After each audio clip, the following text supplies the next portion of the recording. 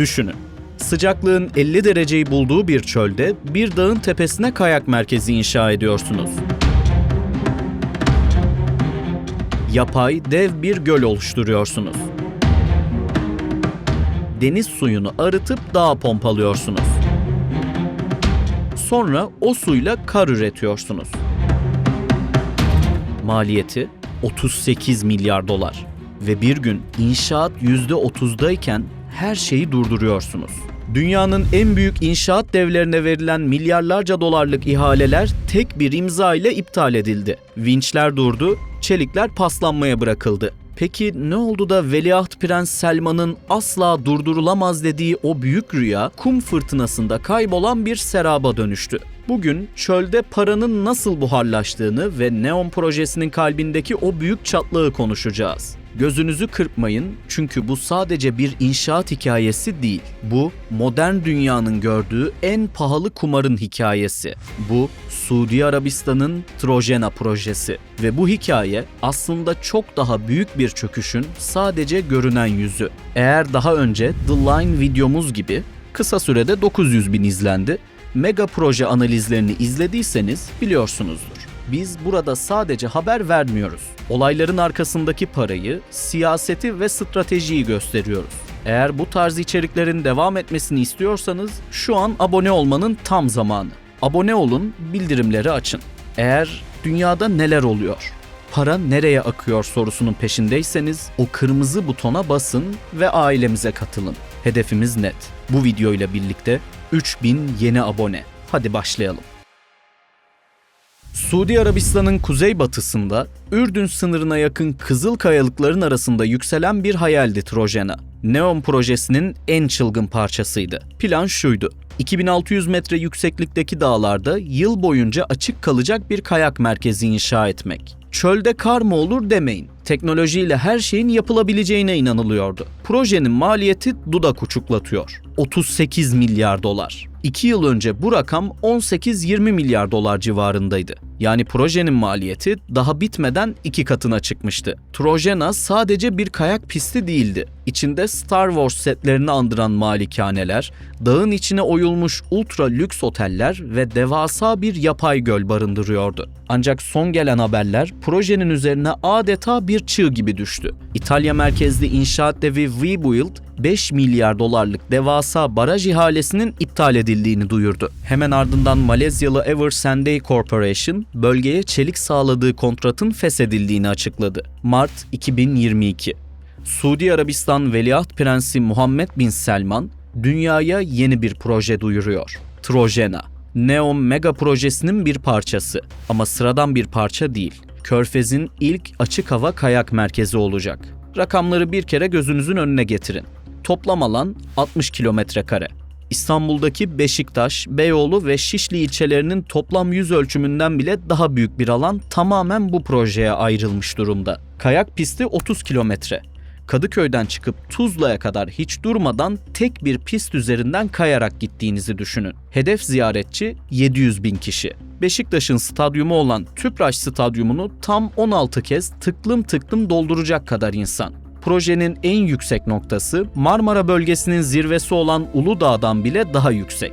Üst üste konulmuş 8 adet Eyfel Kulesi yüksekliğinde bir zirvede kayak yapıldığını hayal edin. Yapay göl uzunluğu İstanbul İstiklal Caddesi'ni bir uçtan diğer uca yürüyüp hiç durmadan geri döndüğünüzü düşünün. İşte gölün toplam uzunluğu bu kadar. Mühendisler bir dağın bir bölümünü kelimenin tam anlamıyla havaya uçurarak kayalıkların içine otel oydular. Mimarlar Star Wars'tan fırlamış gibi görünen devasa konut tasarımları çizdiler. Barajın şekli bile standart mühendisliğe meydan okuyordu. Klasik barajların aksine dışa doğru kavisleniyordu. Ve en çılgın detay, Kızıldeniz'den arıtılan suyu dağın tepesine pompalayacak, bu suyla 2,8 kilometrelik yapay bir göl oluşturacak, sonra da devasa kar makineleriyle pistleri karla kaplayacaklardı. Çölde kayak yapacaksınız. Dışarıda sıcaklık 40 derece olabilir ama siz kartopu oynayacaksınız. Ekonomi analisti Dr. Julian Walker şöyle diyor: Suudi Arabistan'ın Vizyon 2030 planı petrole olan bağımlılığı azaltmayı amaçlıyordu.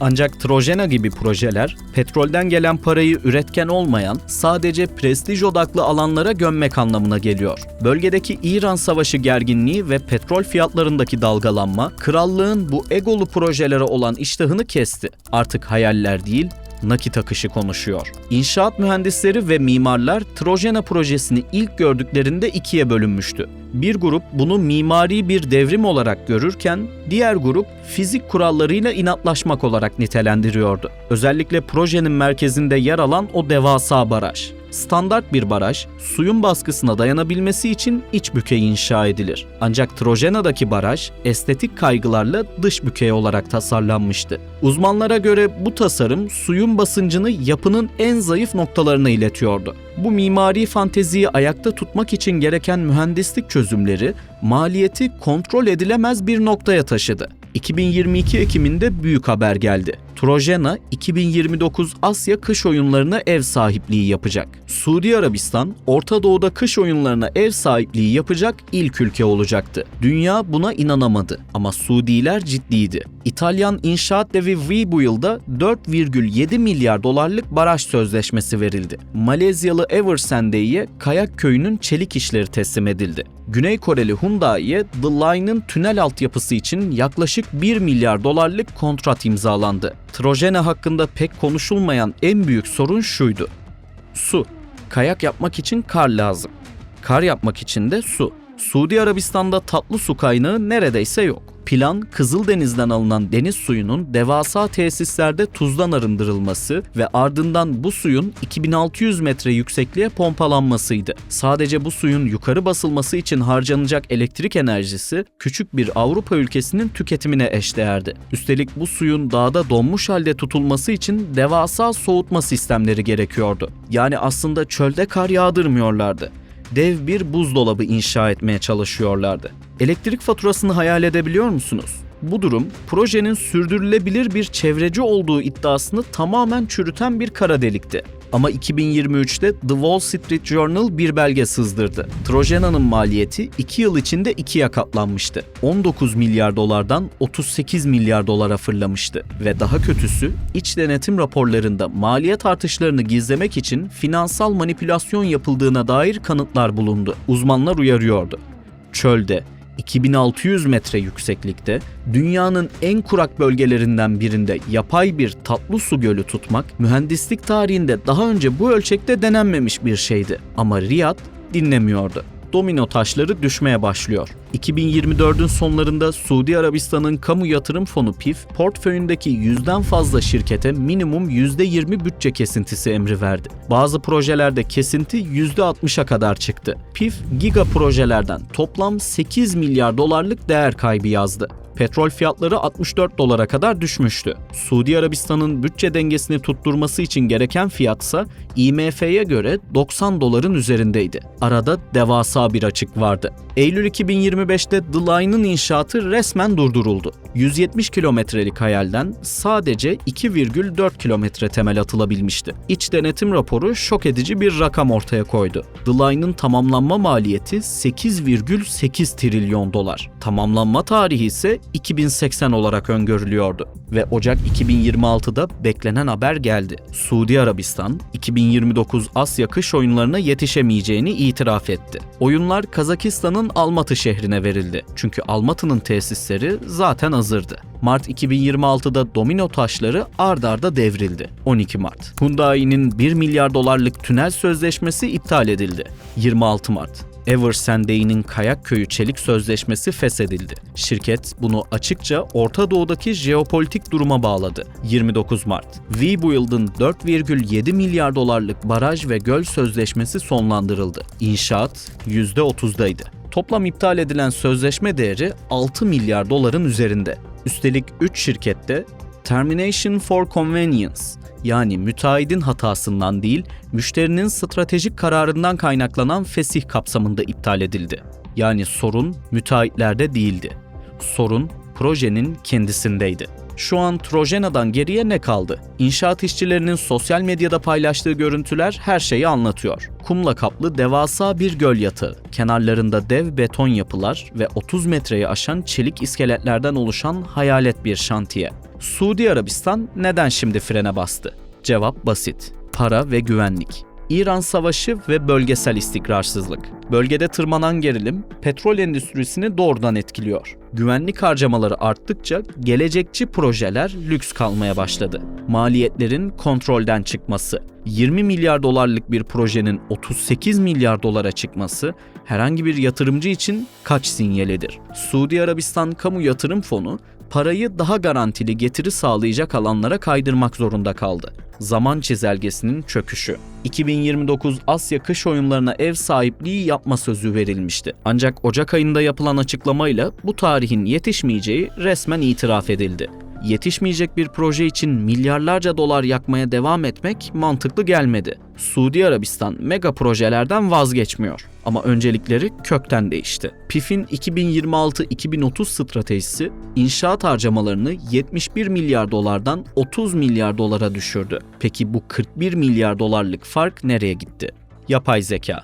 PIF'in yeni gözdesi Humeyn adlı yapay zeka şirketi. Bir yıldan kısa sürede Nvidia, AMD, AWS, Qualcomm ve Cisco ile toplam 23 milyar dolarlık ortaklık imzalandı. Elon Musk'ın xAI şirketine 3 milyar dolarlık yatırım yapıldı. Ayrıca iki büyük etkinlik artık tüm kaynakları yutuyor. 2030 Expo Riyad, 2034 FIFA Dünya Kupası.